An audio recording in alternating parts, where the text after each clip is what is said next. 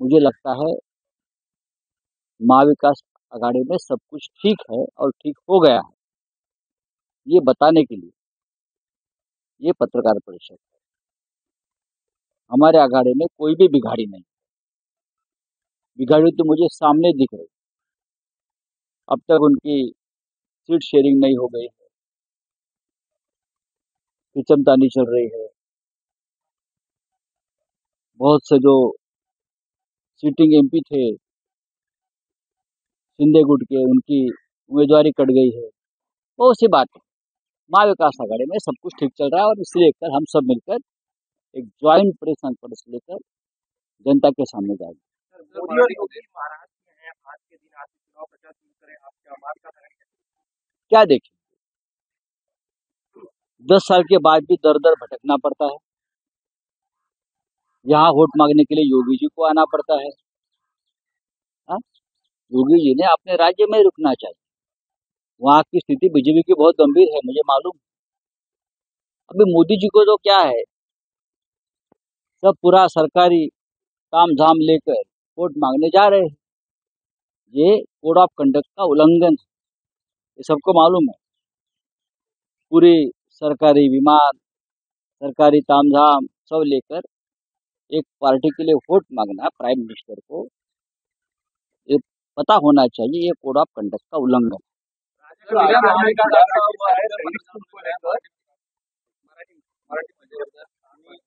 उद्या गुढीपाडवा आहे। गुढीपाडव्याचं महत्त्व हे महाराष्ट्राला आणि मराठी माणसांना चांगलं माहिती आहे।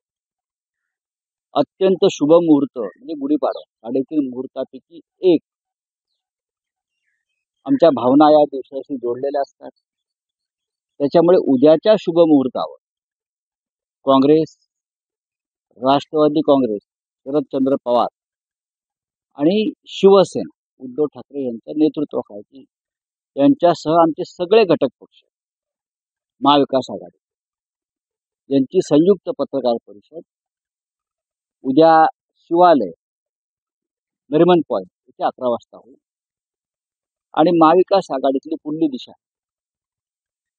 झालेलं जागा वाटप आणि प्रचार यंत्रणा कशी राबवली जाईल किंवा अन्य काही अनेक गोष्टी आहेत, त्या संदर्भात तुम्हाला हे आमचे प्रमुख नेते उद्या माहिती देतील। नाना पटोले म्हणतात की टोकाची भूमिका उद्या पत्रकार परिषद आहे संयुक्त ना, उद्या संयुक्त पत्रकार परिषद आहे। याचा अर्थ असा आहे की महाविकास आघाडीमधले सगळे किरकोळ वाद मिटले आहेत। कोणी टोकाची भूमिका घेतलेली नाही, ना काँग्रेस पक्षाने घेतली, ना राष्ट्रवादी काँग्रेस पक्षाने घेतली, ना शिवसेनेने घेतली। आघाडी किंवा युतीमध्ये जागा वाटतात, एखाद दुसऱ्या जागेवरून अशी कार्यकर्त्यांची जी भूमिका असते त्या भूमिकेपुढे नेत्यांना थोडं झुकावं लागतं, मग समजूत काढली जाते, त्यातून मार्ग निघतो। नाना पटोले बोलतील किंवा बाळासाहेब थोरात काही बोलत असतील तर त्यांच्या कार्यकर्त्यांच्या भावना त्या भागात, मग शिवसेनेच्या सुद्धा अशा प्रकारच्या भावना काही ठिकाणी झाल्या, आम्ही त्यांना शांत केलं। काही ठिकाणी राष्ट्रवादी काँग्रेसचा आग्रह होता कार्यकर्त्यांचा, पण आता काही ठिकाणी सीपीआयएम, सीपीआयएम यांना काही जागांसंदर्भात आग्रह होता। त्यांच्याशी चर्चा करून, कार्यकर्त्यांशी चर्चा करून आणि काही मार्ग काढलेला। याचा अर्थ असा नाही की कोणी टोकाची भूमिका घेतात। वेगळे पक्ष एकत्र येऊन आघाडी बनते, युती, महायुती का युती होत असते। कार्यकर्त्यांचं मन राखणं ही प्रत्येक नेत्यावरती एक फार मोठी जबाबदारी असते।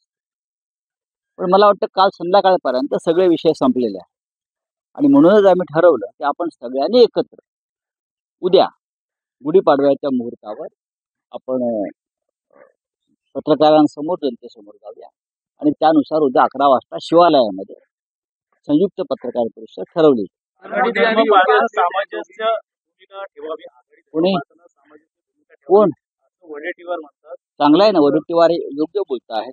आता या विषयावरती फार चर्चा न करता उद्याच्या संयुक्त पत्रकार परिषदेनंतर तीनही पक्षांनी आणि इतर आमच्या घटक पक्षांनी एकत्र येऊन 48 जागावर महाविकास आघाडीच्या उमेदवारांचा प्रचार जोरात करावा, ही आमची भूमिका है। ईडी के बाद अब एनआईए जो है वो बंगाल में उसका मामला दर्ज किया गया,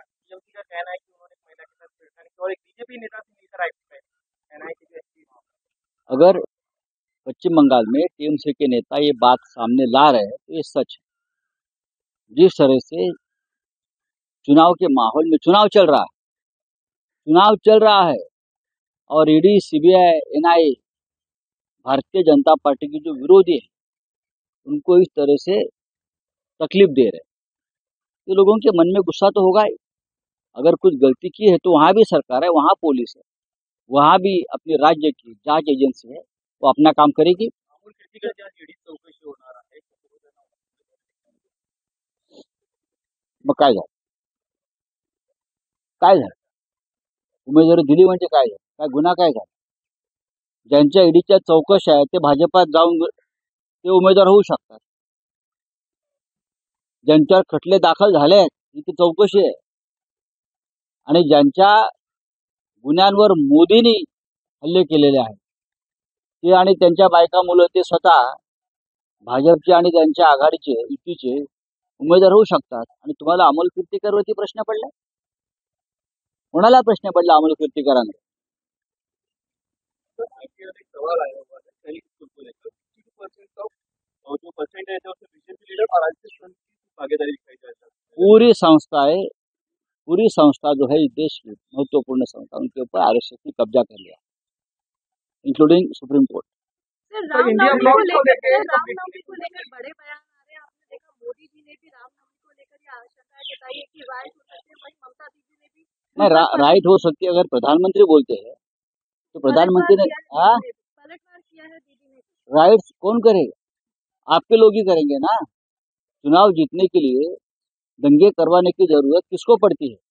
भारतीय जनता पार्टी को पड़ती है। ये प्रधानमंत्री की जिम्मेदारी है ये कहना कि हम राइट्स दंगे नहीं होने देंगे, लेकिन आप चाहते हैं दंगे हो जाए और उस माहौल में हम चुनाव में जाए हिंदुत्व का नाम लेकर। इंडिया अलायंस कश्मीर में फेल हुआ। इंडिया ब्लॉक पीडीपी और एनपी दोनों ने अपने अपने उम्मीदवार उतारे। देखो, ये दोनों पार्टियां हैं और दोनों बड़े नेता हैं। महबूबा जी और फारूक जी दोनों इंडिया ब्लॉक के बड़े नेता हैं। दोनों रीजनल पार्टी, दोनों की अपने अपने वहां भूमिका है, अपनी अपनी ताकत है। अगर दोनों में से कोई भी जीतता है तो जीतेगा इंडिया ही। जैसे केरल में ये स्थिति, यही परिस्थिति पश्चिम बंगाल में, तो ज्यादा चिंता करने की जरूरत नहीं। लोकशाही मराठी ऐका, पहा, जागरूक रहा।